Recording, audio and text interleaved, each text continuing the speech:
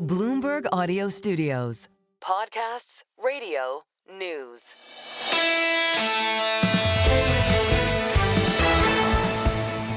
Single best idea, and to give you a reality into how we do this, how Emily Haas-Gotzel and Rachel Wurspan and I invented this over the years with wonderful, wonderful people helping out. Ken Pruitt, David Gura, Michael McKee, John Farrow, and all.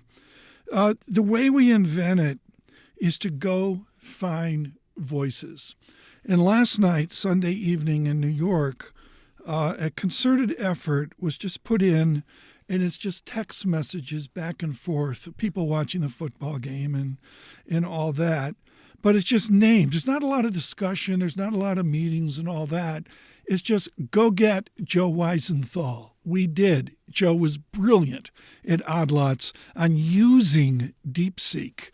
We said go get Stacy Raskin at Bernstein. He's in Los Angeles, chemical engineering, MIT. He's definitive on this AI stuff. He was spellbinding from Bernstein, getting up in his case at I think the 5:36 a.m. hour in L.A.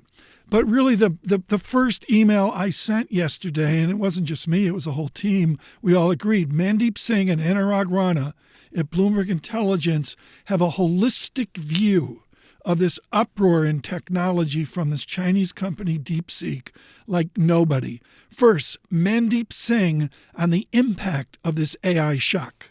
Clearly, I think the investor expectations were different, which is why you see this sort of stock reaction. So yes, we have Moore's Law and we have other laws in terms of figuring out how the cost curve may look like over time. But clearly, this is a step change in terms of what you can do with the existing chips that are out there, as well as what you will need going forward. So I think this is a big moment in terms of just the efficiency that we can see with these chips and the kind of scale that is required for the next versions of these foundational models. But there is no doubt that this makes generative AI more accessible to software companies as well as overall users. Mandeep Singh there. One thing came up today. I didn't even have time on the show to talk about it.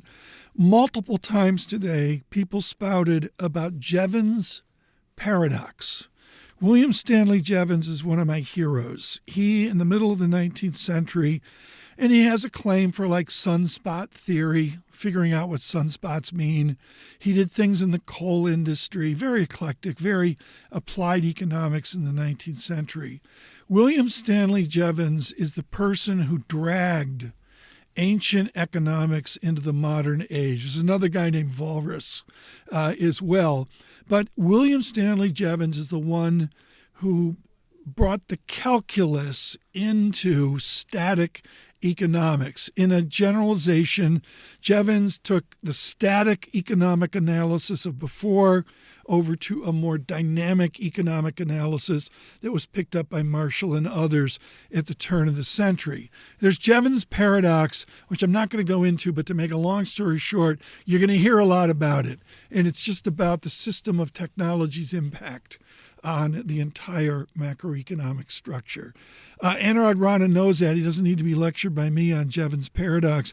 Anurag Rana, expert on the cloud, here on this uproar in tech.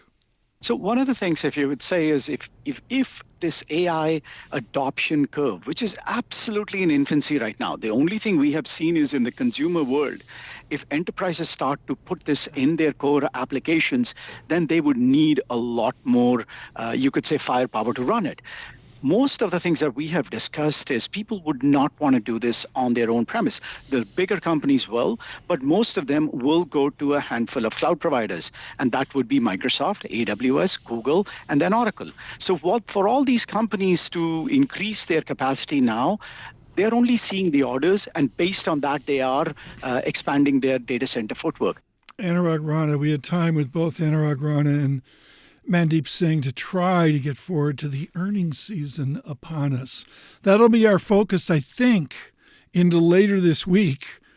maybe tune into Balance of Power with Joe Matthew and Kaylee Lyons, because we hardly talked about politics today and international relations. Thank you, Damian Sassower, for some currency chat. But all in all, just an extraordinary day into the earnings season, which we'll cover this week. On your commute across the nation, Apple CarPlay, Android Auto, on Sirius and XM, and of course, good morning on a warmer Boston down to Washington and New York City, Bloomberg 1130. We're out on YouTube. Subscribe to Bloomberg Podcasts. This is Single Best Idea.